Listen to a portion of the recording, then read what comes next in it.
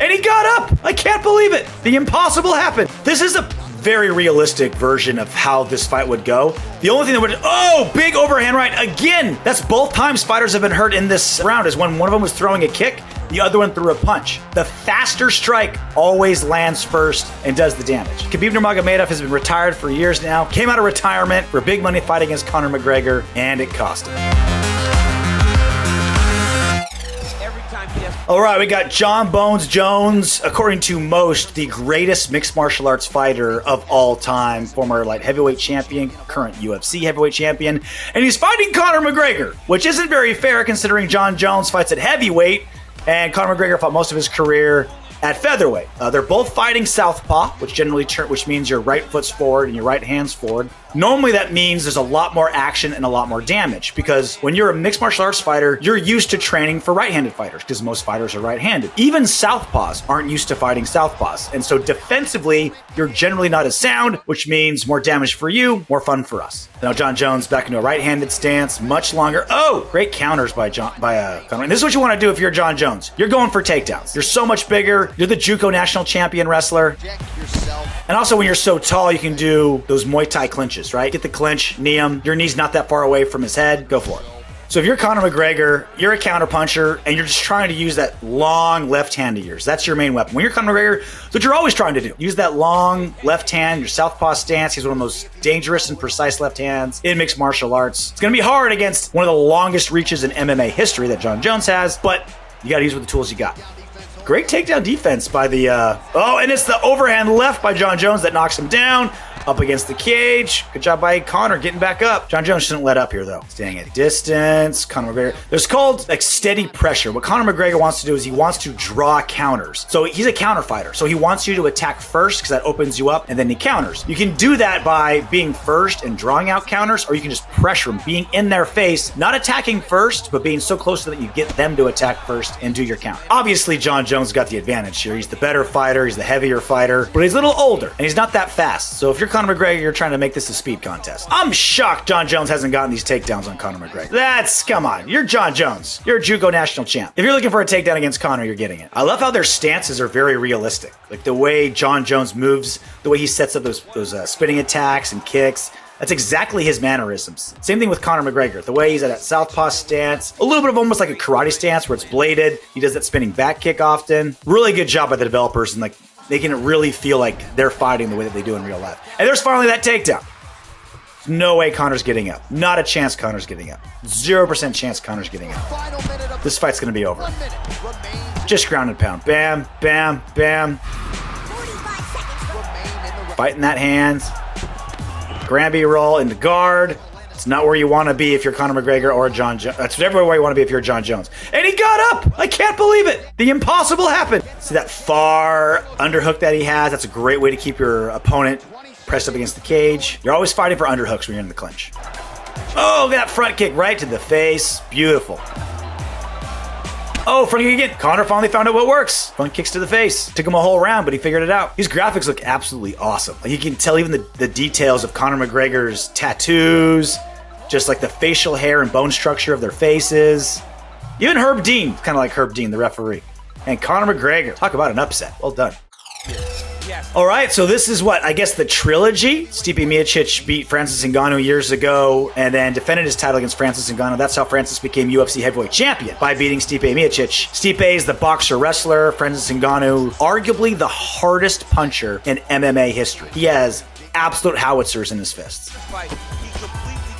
Oh, and that uppercut. That's the same one that knocked out Alistair Overeem in that legendary knockout. Stipe was able to eat it this time. So both these guys are pretty good-sized heavyweights. Francis Ngannou being absolutely enormous. And he's just, if you've seen him, he is a specimen. Like, I look at Francis Ngannou, and I don't feel like I'm the same species. Huge, broad shoulders, muscular legs and arms. Yeah, Stipe's just trying to stay out of range, stick and move. He can't get caught. Throwing hooks against Francis. Oh, but he did. See, the quick little jabs. I love the gameplay of this game. The quick little jabs of Stipe. As Francis is winding up giant shots, Stipe is just peppering him with jabs, and that's stopping Francis's aggression. Because those bigger, more powerful punches, just like in real life, take more time to get there, the faster, smaller strikes can interrupt that, just like real life. Oh, and he's down. Punches to the head. Francis recovers, gets back up. Single leg attempt. Moves the head to the outside, onto the inside. Great job of running the pipe. He shot a single leg takedown, and it's like he's hiking a football. He pulled the legs down in between them. Brings your opponent down into his butt. Now he's on top in the mount. Great place to be if you're the wrestler Stipe Miocic. Move back to half guard. Trying to get some punches. Francis doing a really good job of keeping Stipe from like rearing up and throwing some heavy strikes. But Stipe's in complete control right now in mount. Now he just needs to throw some punches. Francis is trying to shrimp, trying to push the hips of Stipe off of him. But when you're a lifelong wrestler like Stipe, it's hard to get those strong hips off you. Now he's going for an armbar. Now this is the give and take. They're fighting for position. Stipe's trying to isolate that arm. Francis Ngannou's trying to keep that arm safe.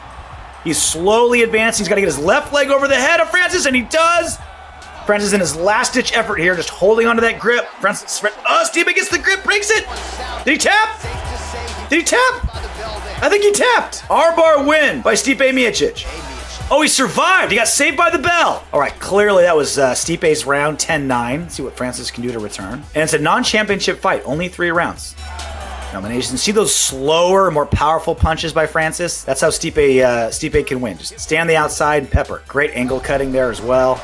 Oh, they both threw a punch at the same time. That's the danger of throwing a powerful roundhouse kick. You're off balance. Francis countered with a big right hand. So right now, if you're Stipe Miocic, you're like, all right, I think I figured out how to beat him. I got to get on top. I almost got an armbar. With Francis, a little bit of desperation, right? Time's starting to wear out. You're down a round. You're like, all right, we got to make some adjustments. We got to get that knockout. But if you're Francis Ngannou, you have the absolute game-changing power. You can do everything right if you're Stipe Miocic.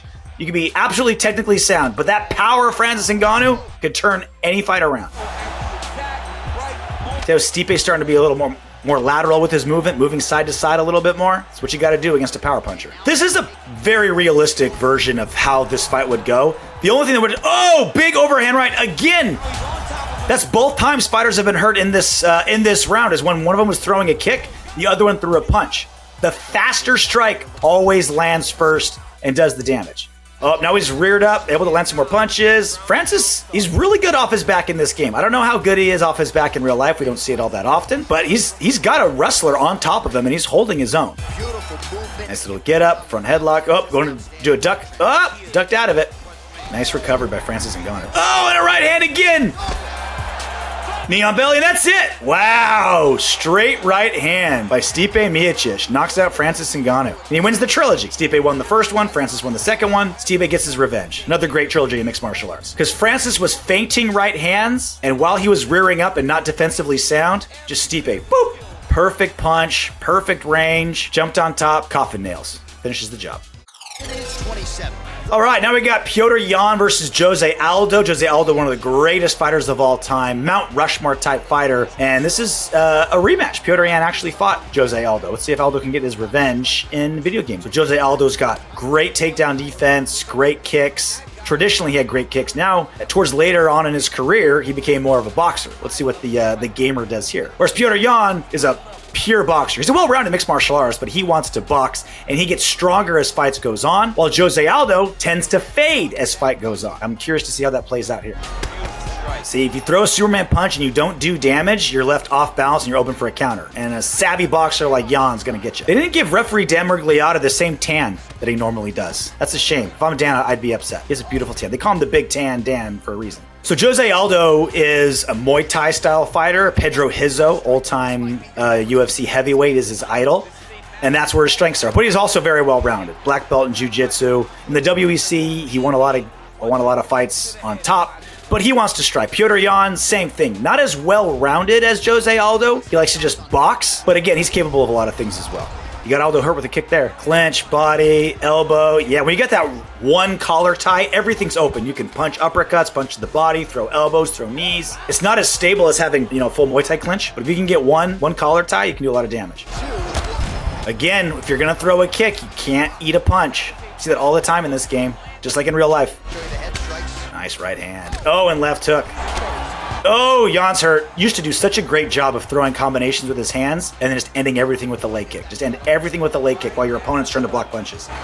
Oh, and the legendary takedown defense of Jose Aldo fails him, but got up right away. Aldo's got some hips, man. His hips don't lie. Don't let him off, Jose. Get after him. Oh, spinning back fist. Oh, he's staggered. He's stumbling. Body. Desperation shot by Jan. Looks like he's starting to recover. Call that desperation wrestling. When you're hurt, you start shooting from far away. Man, if every fight in the UFC was like this, they would sell a billion pay-per-views every single time out. He's hurt again. This is the third time he's been hurt. Aldo, you're a better finisher than this. Get after him. See, now Aldo's getting a little flashier, and Jan's tiny punches are able to catch him. Superman punch again. See, Aldo would be gassed out by now with all those Superman punches. But he's sticking in there. Spinning back fist lands. That's a crazy combination. Head kick and spinning back kick simultaneously. All right, it went to a decision. That was a bloody war. Jose Aldo. Now he gets his revenge against Petr Yan. I need another trilogy. Conor McGregor versus Khabib Nurmagomedov, one of the biggest pay-per-views in combat sports history. I think it's also the biggest pay-per-view in UFC history. You got Khabib Nurmagomedov, undefeated lightweight champion, and Conor McGregor, the biggest superstar in UFC history. This was at T-Mobile Arena years ago, and it ended with a little bit of a scuffle between their corners. This is a legendary fight. Oh, Conor landing the punches. Here we go. So Khabib's just trying to get his hands on you, take you down, ground and pound, and submit you, while Conor McGregor wants to stay at a distance and throw that left hand. Nice takedown. This could not have started off worse for Conor McGregor. Working off his back here. Looks like he may try. Khabib's so good at holding you. That's a giant win for Conor McGregor. If you get taken down, you're able to pop up right away. That's very demoralizing for Khabib. And Conor's fighting right-handed. If you want to throw off Khabib, that's one way to do it. Left hand right there. Another double leg by Khabib, and going for a ride. Ow, that hurt. Land on the back of your head. Now he's got side mount, dominant position. Conor's trying to wall walk, get his hips off. What a cool element to this game, being able to wall walk. Wow, and it worked. Got the sweep. But Conor wants to be standing. Front kick to the face, jab, jab, spinning wheel kick. So this fight's so much different, because once Khabib took Conor down, Conor wasn't getting back up. And that's what Khabib Nurmagomedov does so well, is even if he takes you down and rides you for a couple minutes in the first round, he may not have finished you, but it is so tiring fighting on the bottom against Khabib Nurmagomedov that you're just zapped. So even if you're still surviving, you're not the same fighter. Conor was able to avoid that so far. He got taken down, but got up right away. This is the fight Conor's looking for. So this has been fun so far, because as big of a gap there is on paper between Khabib's grappling and Conor's grappling, when they actually fought, Conor actually did pretty well in defending takedowns. Like, Khabib had to chain wrestle. He did survive it in the fourth round, so no one survives against Khabib Nurmagomedov's wrestling. Conor did for a while, so the fact that he's able to kind of get some advantages here isn't that far off. I don't think he'd be able to get up 3 times in one round, though, against Khabib. This is what Khabib has done to everybody he fights. Just grind you, keep pressuring, and once you get on bottom, it just drags you into deep water until you drown. It is hell on earth down there. Even if you're not taking giant punches or getting submitted, fighting off of the ground with Khabib on you, it just wears you out. So Conor McGregor is a boxer. He was trained to be a boxer before he found mixed martial arts, so he's trying to knock you out with that straight left hand. Khabib Nurmagomedov has been wrestling since he was a kid. There's video of him wrestling a bear as like a little 8-year-old in Russia. I can't confirm or deny that's truly him, but that's the story. Oh, head kick! Can he finish him? All right, he's recovered. That was Conor's chance. Oh, he's hurt again. Punch! See, Khabib's doing the right thing. When you're on the bottom in mixed martial arts, you're trying to pull the guy as closest to you as possible so he can't, rear up and land big punches. So now he's thinking armbar. He's got Conor McGregor's left arm isolated. His right foot's on the hip of Conor. Now it's a push-pull battle. Conor's trying to get his arm out. Khabib's trying to get his hips over. And Conor escapes danger. Oh! Wheel kick. Drops Khabib, throwing punches, and he got it! So Conor McGregor has thrown that wheel kick 50 times in the octagon. I don't think it's ever landed, and he saved it for his toughest opponent yet. Boom! Knocks out Khabib Nurmagomedov, rips him from the stable of undefeated fighters. Maybe a little ring rust. Khabib Nurmagomedov has been retired for years now, came out of retirement for a big money fight against Conor McGregor, and it cost him. Conor gets his revenge in absolutely violent fashion. So UFC 4 is awesome. I love how realistic it is. I love how they made each individual fighter have his own kind of mannerisms, movements, the attention to detail, from haircut to tattoos. It was awesome. I love how the stamina is a big part of the game, because that's honestly one of the biggest factors in mixed martial arts. In mixed martial arts, like in real life, in the UFC game, you're gonna gas out. You gotta pick your shots and make them count. Love that part of this game. Thanks again, guys, for joining me on this episode of Experts React for UFC 4. Absolutely had a blast doing this with you. Again, I'm RJ Clifford. You can follow me on Twitter and Instagram as I'm typing about at RJ Clifford MMA. And of course, make sure you follow Experts React on Facebook and YouTube. Until next time.